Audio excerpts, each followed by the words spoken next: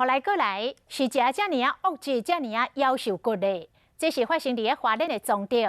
高无船的业者有33台船，其中26台互人刁故意破坏伫船底挖空，结果有17个游客出海了后，全身入水泉来冰船。好你家在17个拢救起来，这业者马上就报警了。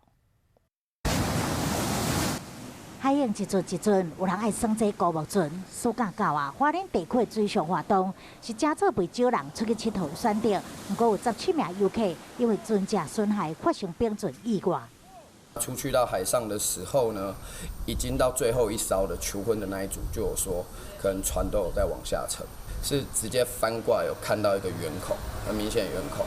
越来越多人发无线电回来，我们教练全部都发无线电说船都有沉下去，所有溺者都在海上漂。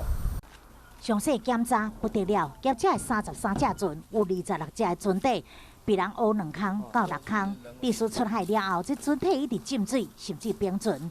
好在在有教练队调咧，赶紧将所有游客救起来。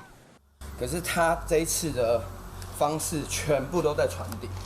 对，我觉得这种东西是用工具，跟他一定是熟识的人，对，或者是跟我们这个行业非常相关的人。这生财工具拢被人破坏，差一点就危害游客生命安全。业者唔敢大意，取消所有预约的行程，而且嘛向游客道歉。初步估计损失将近30万。业者自认无甲人结怨，已经报案，一切交由警方调查。